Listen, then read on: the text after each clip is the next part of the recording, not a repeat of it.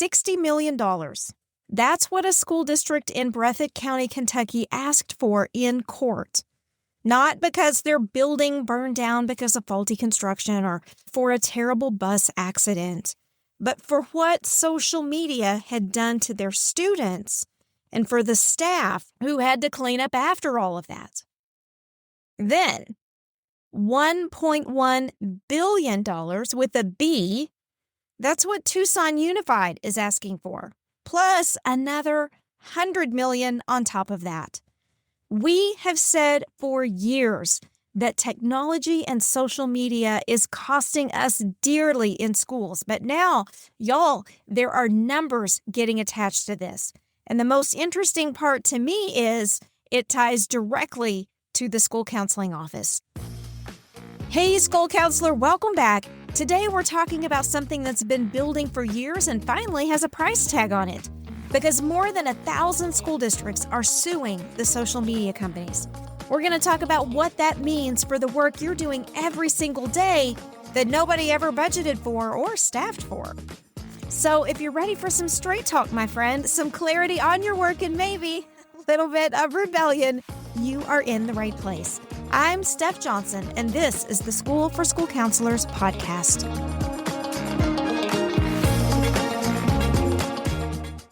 Here's what this looks like before it's a lawsuit or before it becomes a number. This is what it looks like in a school. Peer groups don't always fight in the hallway anymore. They fight in a group chat at 11 at night, and by the time it lands on your desk Monday morning, 3 other kids have screenshotted it, 2 parents are emailing the principal, and you're the one trying to reconstruct this social explosion that happened in a place that you couldn't even see. Or a kid hasn't slept well in months. And when you finally get them to tell you why, it's not even anything that's happening to them. It's the algorithm feeding them video after video about how the world's ending, or they're not good enough, or how everybody else has got it figured out except for them. Or a parent hands you a phone. Look at what they sent to her. You scroll through messages that turn your stomach, and somehow you're the person who has to figure out what happens next. And though you may not be the only one intervening in these situations, they often land on your desk the hardest. Think about the mental gymnastics that this actually requires. The incident happened at 11 p.m. off campus on a personal device. So now you're trying to figure out if you even have the ability to do anything about it. You're translating between 4 different apps that all work differently. You're weighing student privacy against a parent's right to know and against what your district's code of conduct covers, which in this case is usually little to nothing. And you're doing all of this in real time with a kid sitting across from you who is probably in some sort of a meltdown, and you've got 11 other things on your calendar today that are not going to move. The teacher who confiscates the phone 3 times and gets called the bad guy for it. The administrator fielding the parent phone call demanding to know why nobody's doing anything, when the truth is everybody's doing something all day, right? With no training in this and no extra time carved out for it. And the front office staff is trying to figure out if a screenshot constitutes evidence of anything. Nobody in your building signed up for this kind of work. Everybody's doing these mental gymnastics around a problem that didn't exist on this scale 10 years ago. And there's no manual, there's no extra planning period, or no line in anybody's contract that says, and also social media. The fallout just gets absorbed into your caseload, into your week, and into the parts of your job that aren't official. You know, I tell you, if I had $1 for every parent who's shown up to tell me about ugly text messages, sometimes that they've composed themselves, or drama that started in a gaming chat, I'd be a rich woman. And y'all, I work at an elementary school. At this point, I feel like I am running the FBI's 4th grade Discord division. So let's talk about what's actually happening in these lawsuits, because the scale of it is actually a lot bigger than you might think. More than 1,000 school districts and local governments have filed suit against Meta, Google, Snap, and ByteDance. The claim just isn't a generic social media is bad for kids. It's very specific. It's about design. It's about the infinite scroll, notification timing built to pull you back into the app, reward systems engineered the same way a slot machine is. The argument is that the addiction itself, the thing that these platforms were built to create, is what's driving the social and emotional fallout landing in schools. Now, quick definition, because this word matters. A bellwether case is the test case. When you've got around 1,200 lawsuits all making roughly the same argument, the court doesn't run 1,200 trials. It picks one, and it's usually the one with a clean, representative set of facts, and it lets that one go first. And however that turns out tells the rest of these districts and the companies defending against them roughly what to expect. Settle or fight. That's what a bellwether is. It's a preview, but it has stakes attached. Breathitt County, Kentucky was picked as that bellwether. There's been chatter about holding these companies accountable for years, but this isn't theoretical anymore. In March, a California jury found Meta and YouTube liable for negligence in an individual case and awarded $6 million. Then in May, right as the Breathitt County trial was about to start, it settled before it ever reached a jury. Roughly $27 million combined from all four companies went to that school district, and Meta alone paid $9 million of that. More than 1,200 other school district claims are still sitting out there watching what's just happened. Now, I'm misspeaking if I make this sound like it's going to be open and shut. It's not. The company's defense rests on Section 230. It's a federal law that shields platforms from liability for content that other people post. Their argument is a kid bullying a classmate in a group chat or a dangerous challenge that spreads from kid to kid is third-party content, not something that the platform built. A Google spokesman said it like this: the lawsuits fundamentally misunderstand how YouTube and all these other platforms work. And the companies have rolled out some safety features. They have teen accounts, take a break reminders, and default privacy settings for minors. Whether that's enough is a fair question, but at least it's not nothing. But here's why the cases are going through anyway. The plaintiffs stopped arguing about content and started arguing about design. So they're not talking about a bad post got through. They're talking about how the scroll never ends because it was engineered that way. The notification that's designed to pull you back in on purpose because that's what keeps you on the app. It's not a claim about posts anymore. It's a claim about a product built on an intention to produce a behavior. And the courts have started treating that as a different legal question than just hosting what a user posted. All that said, though, it is contested.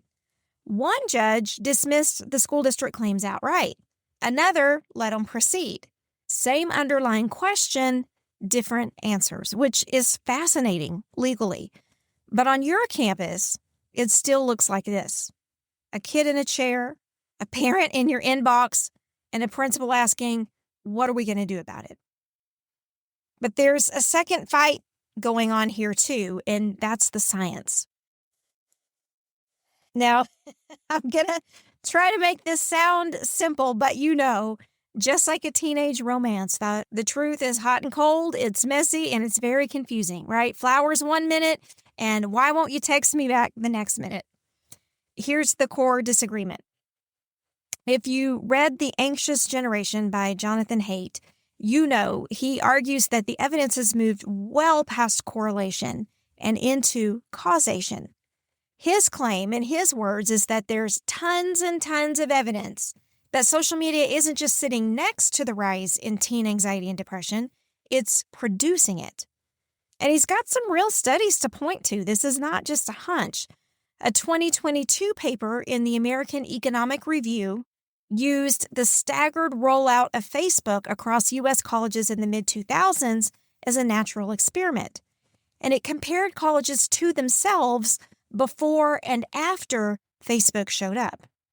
Once it arrived on a campus, severe depression rose by about 7%, and anxiety disorder rose about 20%, hitting hardest among students who were already most vulnerable.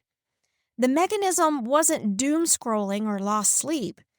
It was determined to be social comparison, kids measuring their own lives against everyone else's highlight reel.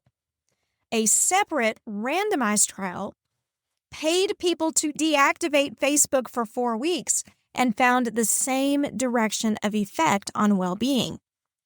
Now, let's acknowledge the differences between that research and what we're talking about as school counselors. Both of these studies were done on college students and adults, not the students sitting in your office. Some of the mechanisms may transfer, but the actual numbers might not. They might be more severe, or they might not. That gap between what's been studied and what you're actually working with at your school, that's a real problem, and it's exactly the kind of gap that critics of the anxious generation like to point at. There are others pushing back too. Candace Ogers, a psychologist who spent her career studying exactly this question, wrote a very pointed critique in the journal Nature. Her argument was, there's no evidence that using these platforms is rewiring children's brains or driving an epidemic of mental illness. She thinks the actual drivers are something else entirely: economic hardship and family instability resulting from the 2008 financial crisis, which hit lower-income kids the hardest. Her worry is that focusing on phones and social media lets us avoid looking at harder, less tech-oriented problems. And then there's kind of the more cautious middle. A National Academies of Sciences review of the research landed somewhere between Haidt and Ogers, concluding that the data shows small effects and weak associations, and that the real picture is more complicated than either side really wants to admit. So here's where that actually leaves us as people trained to read research and not just headlines. The legal case and the scientific case are two separate things running on two separate tracks, and they don't have to agree with each other for the litigation to keep moving forward. A jury doesn't need a settled scientific consensus to decide if a company designed something negligently. That's the part of what makes this moment so strange to watch as a clinician. The courtroom is moving faster than the research base underneath it. I don't want to try to tell you which side I think is right. I don't think the evidence lets anybody say that with full confidence yet, no matter how confident either side sounds in their own writing. So, yeah, it's complicated and it's awkward, just like we said. But here's what's true no matter how that fight eventually resolves. And this is the part that I actually want you taking with you out of this episode. For years, you've absorbed the cost of this, right? You haven't had any lawsuits, but you've absorbed it in your caseload and your workload. Like the endless mediations you try to facilitate, but kids can't talk things through because they can't handle disagreement face-to-face.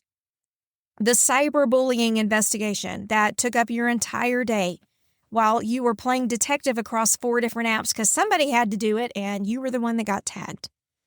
The body image conversations you've had to start having with 11-year-olds comparing themselves to filtered, edited versions of people who don't really exist. Sextortion cases, enough said. Horrible and also heartbreaking. Or the parent conferences where you've ended up having to explain algorithms and recommendation systems because no one quite has the language for it yet. Nobody sat you down and said, hey, here's 12 new categories of work, but I tell you what, we'll fund it, we'll add some school counselors, we'll train for it, and we'll make sure things are taken care of. No, it just showed up, right? One kid, one crisis at a time, stacked over and over and over again onto a school counseling caseload that was already too big before any of this ever got started. No one's really stopped to consider this. It just became another part of our unwritten job description that nobody bothered to write down. We talk a lot about this in the mastermind, actually. Counselors who are trying to figure out how to even name this category of work for their administrators, because so much of it either stays invisible or gets filed under social skills, right? But really what it needs is some numbers and some context to it, which is what I want to leave you with. Most of you who are listening to this episode when it's released are either on summer break right now or you're getting very, very close. Hallelujah. So what can you do? Nothing. Right now, nothing. But as you're thinking ahead to next school year or jotting down reminders for yourself in August, here's one you can add to the list. Make a note to start a running log once you're back. It doesn't have to be a dissertation or a color-coded disaggregation, nothing like that. Just enough documentation that future you is going to have receipts. A notes app, a spreadsheet, whatever's in front of you and already in your hand. But every time you spend your counseling time on something that traces back to a screen, a cyberbullying investigation, a parent meeting about a group chat, a gaming chat gone wrong, whatever it is, log it, date it, estimate the time spent, and just write a couple words about what it was. Here's why this is not just busy work for you. Breathitt County's case included real documented numbers. Millions in estimated staff time diverted to handling social media-related crises on top of their direct out-of-pocket costs. That figure did not come from a feeling. It came from somebody documenting it one entry at a time until it added up to something substantial enough that a court could look at. You don't need a lawsuit to use that same logic. You need it the next time you're campaigning for something in your district or pushing back on one more duty getting stacked on your plate. Here's 40 hours this semester documented on exactly this category of work is a completely different conversation than, it's been a lot lately. And if start a log sounds simple now, but it's going to be impossible by October, I want you to know that's exactly why we've built this into the mastermind. We're setting up data systems you can actually keep going all year long, not just a system that you start with good intentions in August because you got it from some webinar and then you abandon it by Halloween. Right? Let's be real. We've all been there. The mastermind supports you to actually get this data thing done instead of just telling you that you should be doing it. And that's part of what we're going to be building in the mastermind in the next couple of weeks is the foundation for school counselors to get their year off to a good start. But if you want something you can actually use before then, we also have a masterclass we did just a while back called AI, Social Media, and Gaming, What School Counselors Need to Know. That masterclass is inside the mastermind because this is exactly the kind of issue that we don't just talk about once and then leave you to manage by yourself. And really, it's a lot like this conversation. It's just longer and it has more receipts. And we walk through what the research actually says and what you can do with it once it walks into your school counseling office. So if you're interested in those, check out the link in the episode description. So go back to those two numbers at the top of the episode. 60 million, 1.1 billion. Those numbers exist because somebody finally sat down and counted what this actually cost. And you've been carrying that same cost for years with absolutely no acknowledgement. That's the thing I really want you to feel this week. Not the lawsuit, not the verdict, but just the plain fact that the moment somebody started counting this stuff, it turned out to be enormous. And your hours count too, even if nobody's put you in a courtroom to prove it. In the next episode, we're going to pick up the other half of this because if districts now believe that this is costing them millions, you'd think that the money would go somewhere obvious, like funding more school counselors, perhaps. Well, it's not. I'm Steph Johnson. I'll be back soon with another episode of the School for School Counselors podcast to tell you all about it. Until then, take care.